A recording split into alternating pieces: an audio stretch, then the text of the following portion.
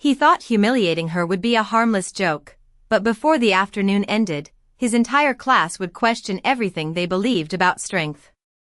The dojo smelled faintly of polished wood and effort, the late sun cutting through the tall windows in long golden lines across the mat. Conversations quieted as Evelyn Brooks stepped inside, her footsteps soft, almost careful, like she didn't want to disturb the space. At first glance, there was nothing remarkable about her. A plain white gi, neatly tied. No visible rank beyond a simple belt. No confident swagger, no loud presence demanding attention. Just calm. Too calm. A few students glanced at her, then quickly lost interest. But not everyone. At the center of the mat stood Jake Reynolds, a black belt known not just for his skill, but for the way he carried it like a badge of superiority. His arms were crossed, his posture relaxed in the way of someone who had never been seriously challenged.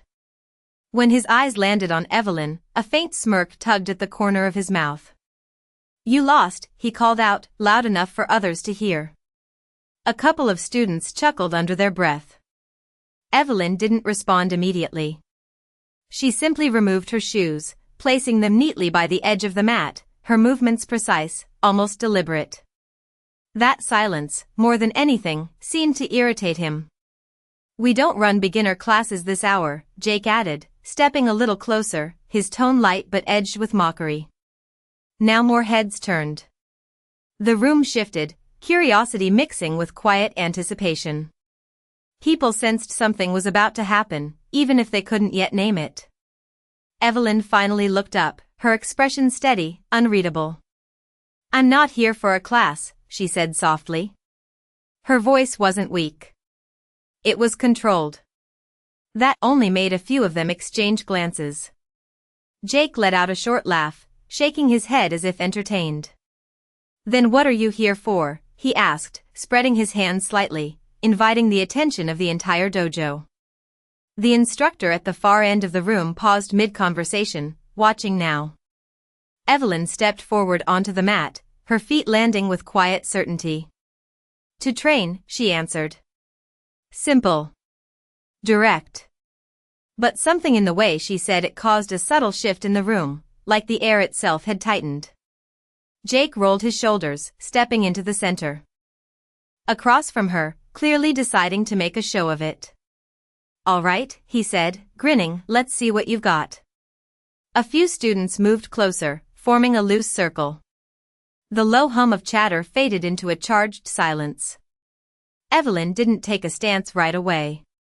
She just stood there, eyes steady, breathing even, as if she had all the time in the world. And in that stillness, unnoticed by most, the smallest detail caught the instructor's eye, a faint, almost hidden stitching beneath her belt, something that didn't belong to a beginner at all. He leaned forward slightly, his expression tightening, just as Jake made his first move. The moment Jake stepped forward, the energy in the dojo shifted, not louder, but heavier, like the air itself was waiting to see how this would end. He moved with confidence, the kind that came from years of being the best in the room, his feet light, his posture relaxed, every motion designed to impress the circle forming around them. A few students leaned in closer, whispering quietly, already expecting the outcome, already deciding who belonged and who did not. Evelyn did not move. Not yet. Her hands rested loosely at her sides, her breathing slow and steady, her eyes fixed not on Jake's movements, but on something deeper, something that made his confidence feel almost rehearsed. "You might want to take this seriously," Jake said, his voice low enough to sound generous, but loud enough for everyone to hear. "It will save you some embarrassment." A ripple of quiet laughter passed through the group. Someone near the back shook their head, already losing interest, convinced they had seen this story before. But the instructor had not looked away. His eyes remained locked on Evelyn, on the way she stood, on the way she carried her balance without shifting, as if the floor itself adjusted to her presence instead of the other way around. There was something familiar about it, something he could not quite place. Jake circled once, testing, measuring, waiting for a reaction that never came. That stillness began to bother him more than any challenge would have. "You know," he added, tilting his head slightly. People usually say something before they step in here. Evelyn's gaze did not waver. Talking does not improve control, she replied quietly. The words landed softly, but they stayed. A few students exchanged glances, unsure why that simple sentence felt heavier than it should. Jake smiled, but it was thinner now, less certain. All right, he said, stepping closer, closing the distance with deliberate ease. Let us see your control. What happened next was not dramatic. There was no rush, no sudden burst of energy that demanded attention. Instead, there was a shift so subtle that most people did not recognize it until it was already over. Jake reached forward, expecting resistance, expecting tension, expecting something he could counter. But Evelyn moved just enough, a small adjustment, precise and effortless, guiding his momentum away from its target. In a single, fluid motion, his balance changed. Not lost, not forced, just redirected. The result was immediate. He found himself no longer in control of the exchange, his stance broken, his footing uncertain in a way that had nothing to do with strength and everything to do with understanding. A quiet sound echoed as he settled onto the mat, more surprised than anything else. No one laughed this time. No one moved. The circle tightened, but the silence held. Jake remained still for a second longer than expected, processing what had just happened, searching for the mistake, the explanation, anything that would restore the version of reality he had walked in with. Across from him, Evelyn had already stepped back, her posture unchanged, her breathing just as steady as before. She did not look triumphant. She did not look impressed. She simply waited.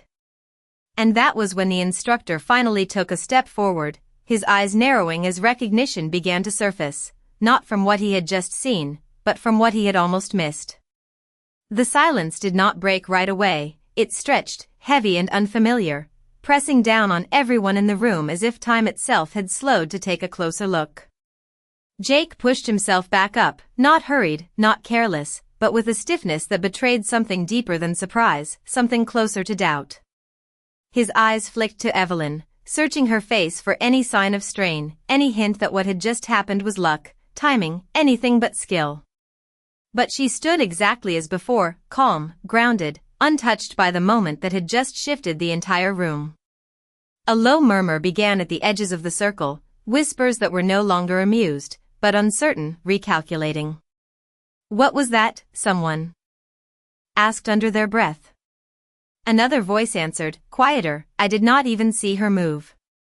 Jake rolled his shoulders again, more forcefully this time, as if resetting himself, trying to reclaim the version of control he was used to. Again, he said, sharper now, stepping forward without waiting for a response. This time, he moved with more intent, less performance, his focus narrowing as he closed the distance. But the closer he got, the more something felt off, like trying to grab hold of something that refused to be fully there. Evelyn shifted, just slightly, not retreating, not advancing, simply aligning herself with the movement coming toward her. The exchange lasted no longer than a breath. A subtle redirection, a controlled adjustment, and once again Jake found his balance disrupted, his position compromised in a way that made resistance irrelevant. He stopped himself before the moment carried further, catching his footing this time, but the damage had already been done. Not physical, but visible. The illusion had cracked. The room noticed. This time, no one whispered. They just watched. The instructor stepped closer now, slow, deliberate, his gaze fixed on Evelyn with a growing intensity. He was no longer observing as a teacher overseeing practice.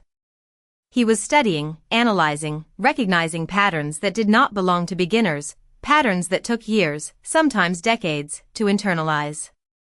His eyes dropped briefly to her belt, to the faint stitching hidden just beneath the fold, something worn but precise, something that did not advertise itself. His expression changed.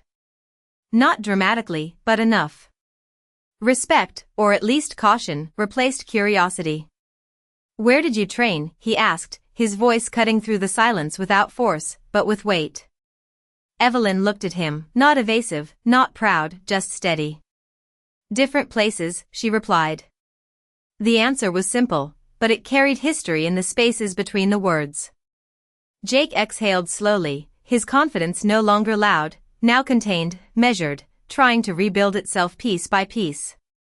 Around them, the students stood still, caught between what they thought they understood and what they had just witnessed. And in that quiet tension, one thing became clear to everyone in the room, though no one said it out loud. They had not misjudged a beginner. They had underestimated something far more dangerous. Control that did not need to prove itself. The weight of the moment did not fade, it deepened, settling into the room like something permanent that could not be undone. Jake stood there, no longer the center of attention in the way he was used to, but something else now, something being observed, measured, quietly questioned. His breathing slowed, but his eyes never left Evelyn, as if looking away might confirm what he was not ready to accept. Around them, the students shifted their stance, not stepping back, not stepping forward, just adjusting, as if instinctively making space for something they did not fully understand yet. The instructor moved closer, stopping just a few feet from Evelyn, close enough now to see the small details others had missed, the way her posture never collapsed between movements, the way her balance remained centered without effort, the way her stillness felt intentional rather than uncertain. These were not beginner traits. These were not even intermediate habits. These were the marks of someone who had spent years refining what most people barely touched. You have trained before, he said, not as a question, but as a quiet conclusion. Evelyn met his gaze, her expression unchanged. Yes. The answer was simple, but it landed with more weight than anything said so far. Jake let out a slow breath, his shoulders lowering slightly, not in defeat, but in recognition that the situation had shifted beyond his control. Where, he asked, his voice no longer sharp, no longer mocking, but searching. Evelyn paused for just a fraction of a second, as if deciding how much of the truth the room was ready for. Long enough, she replied. A few students exchanged glances again, but this time there was no amusement, only curiosity mixed with something close to respect.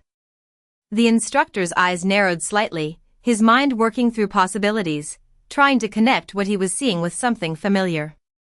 Then his gaze dropped once more to her belt, to the subtle stitching, worn but precise, a detail most would ignore but one he could not. Recognition flickered, faint but undeniable. He took a small step back, not out of fear, but out of understanding. Show me, he said quietly. The words were not a challenge. They were an invitation, but one that carried weight, one that acknowledged something had already been proven, but not fully revealed. The room held its breath again. Evelyn did not respond immediately. Instead, she adjusted her stance, not dramatically, not to impress, just enough to align herself with the space around her. Her movements were minimal, but they changed everything. Even those who did not understand why could feel it. The atmosphere tightened, sharpened, as if the room itself had become aware of what was about to unfold.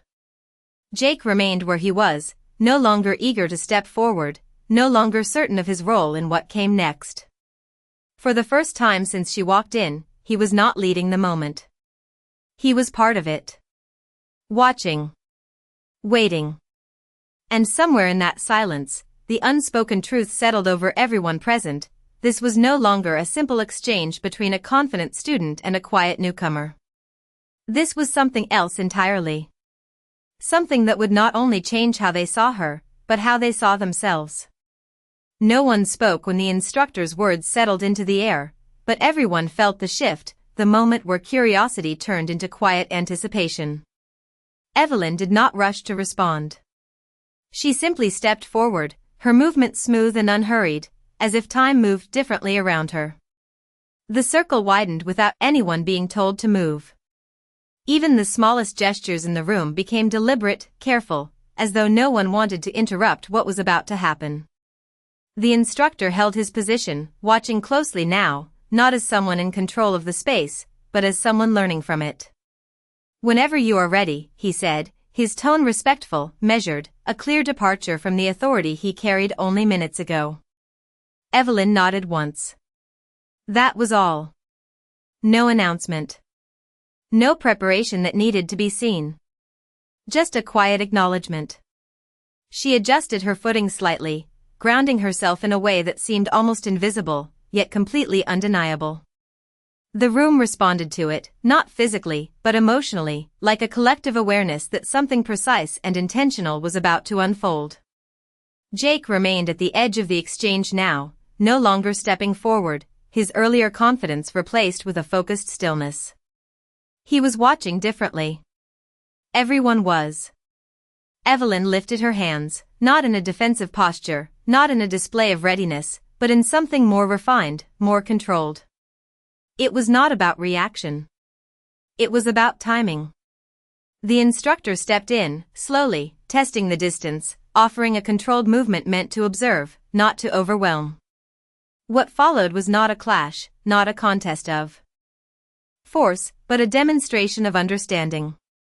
Evelyn responded with minimal motion, each adjustment so small it almost escaped notice, yet each one perfectly placed.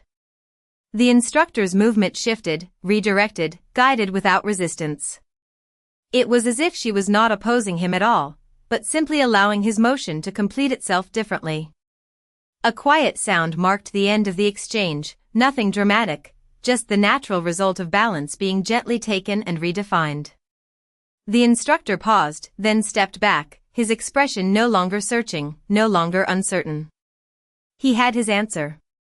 A deeper silence followed, heavier than before, but not uncomfortable. It was the kind of silence that demanded reflection. One of the students exhaled slowly, as if realizing they had been holding their breath the entire time. Another lowered their gaze, reconsidering something unspoken. Jake's posture softened slightly, not in defeat, but in understanding. He had not been overpowered. He had been outmatched in a way he had never experienced before. Evelyn lowered her hands, returning to stillness as if nothing had happened at all. No pride. No display. Just quiet control. The instructor looked at her for a long moment, then gave a small, almost imperceptible nod, the kind reserved for equals, not students. And in that moment, without a single announcement, the entire room understood something that could not be taught in any class. True mastery does not demand attention. It reveals itself when everything else falls silent. The room did not return to normal after that moment, it could not, something invisible had shifted too deeply.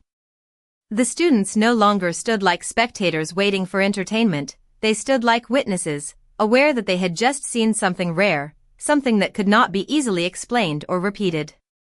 Evelyn remained where she was, her posture relaxed, her breathing steady, as if nothing extraordinary had taken place, as if what they had just experienced was simply routine to her.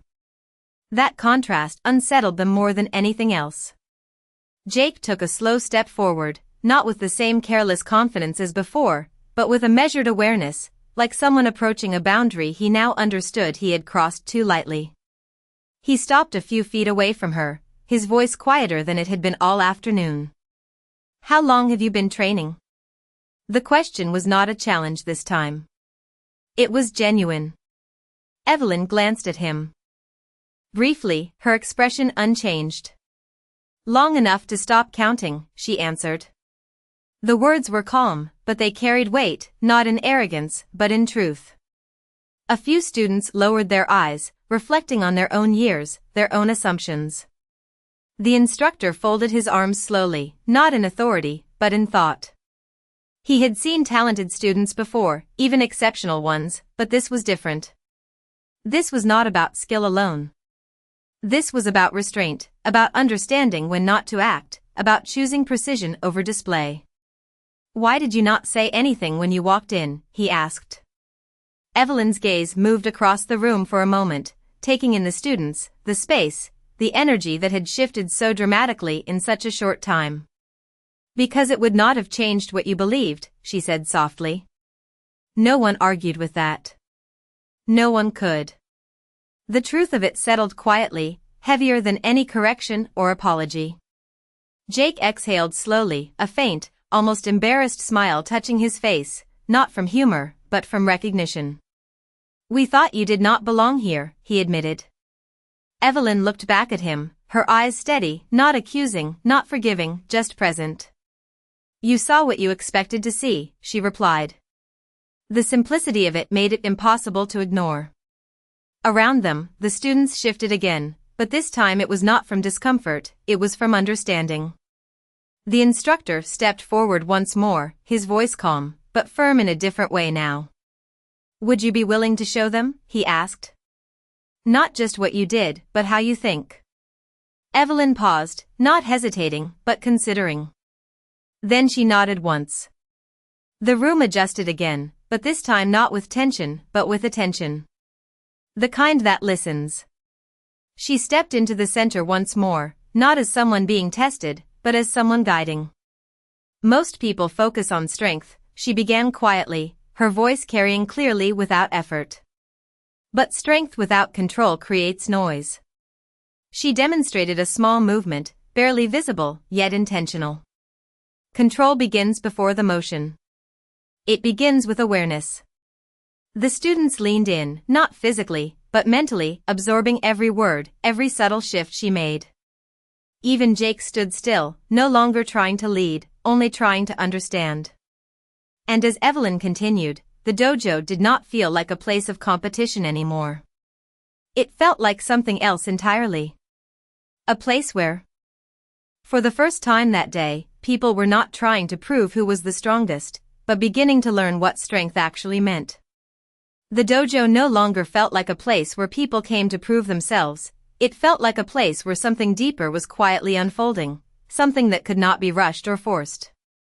Evelyn stood at the center, not commanding attention, yet holding all of it without effort.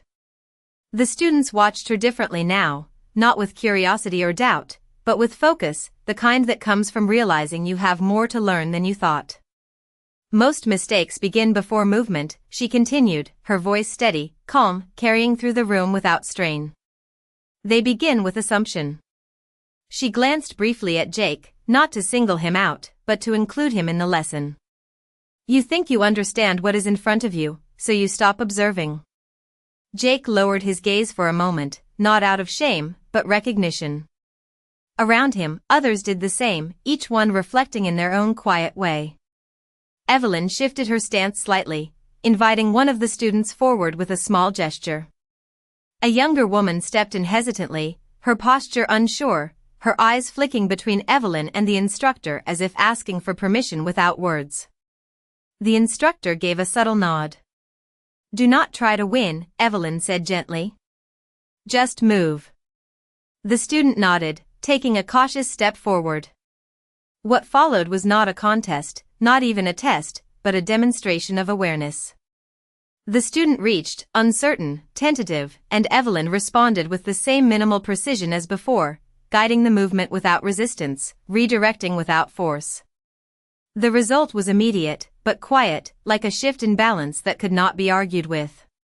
The student stepped back, eyes wide, not from shock, but from understanding something she had never felt before. "I did not feel you stop me," she said softly. Evelyn nodded.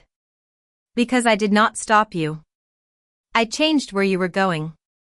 The words lingered, simple, but powerful. The instructor watched closely, his expression thoughtful, absorbing not just the technique, but the philosophy behind it. This was not about dominance. This was about clarity.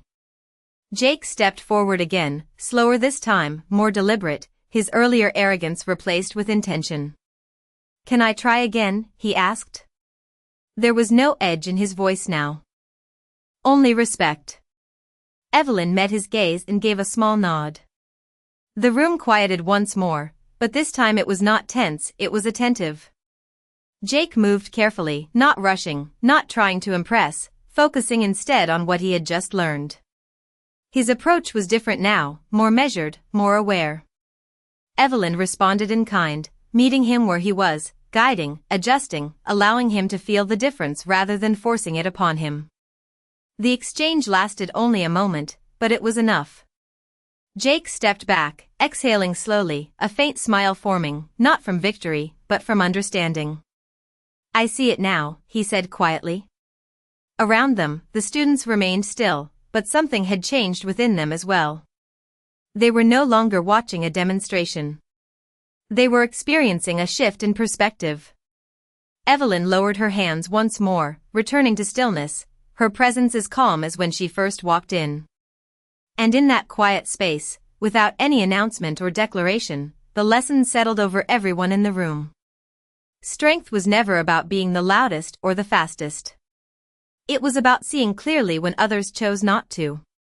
The lesson did not end when Jake stepped back, it expanded, spreading quietly through the room as if every person present was now seeing the same space through a different lens.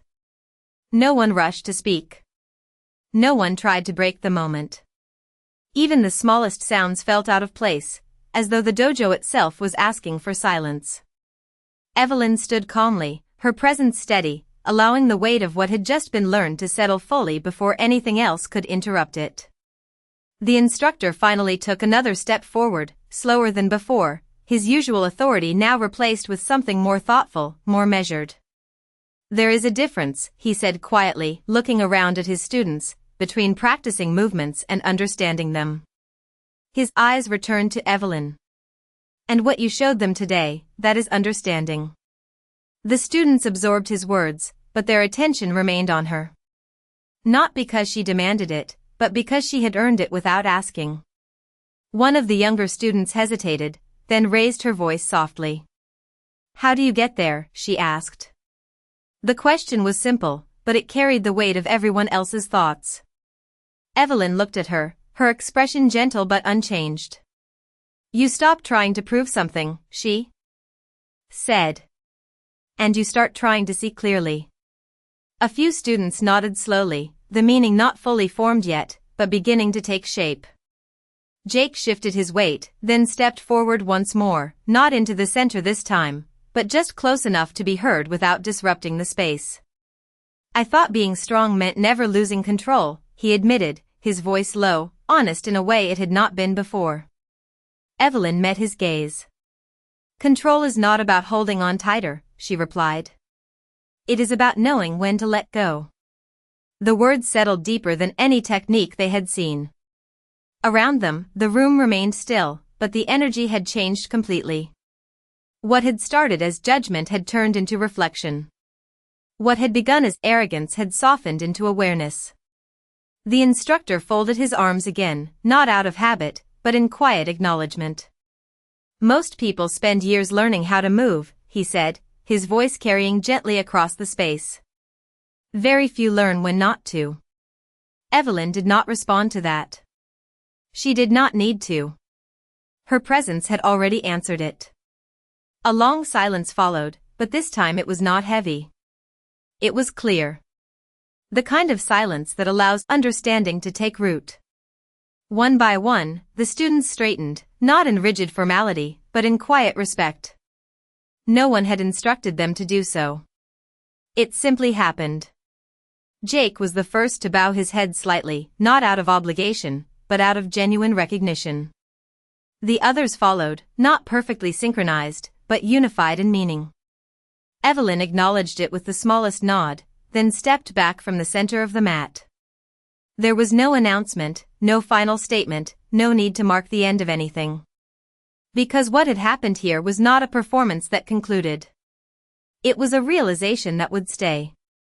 As she moved toward the edge of the mat, the instructor watched her carefully, something still turning in his mind, something not yet fully spoken. His eyes dropped once more to that subtle stitching beneath her belt, and this time, he did not look away quickly. Recognition deepened, and with it, a question that had not yet been asked. The instructor did not speak right away, but when he did, his voice carried a quiet certainty that drew every eye back to him. "That stitching," he said. Nodding subtly toward Evelyn's belt, "I have only seen that once before." The room stilled again, not with tension, but with anticipation.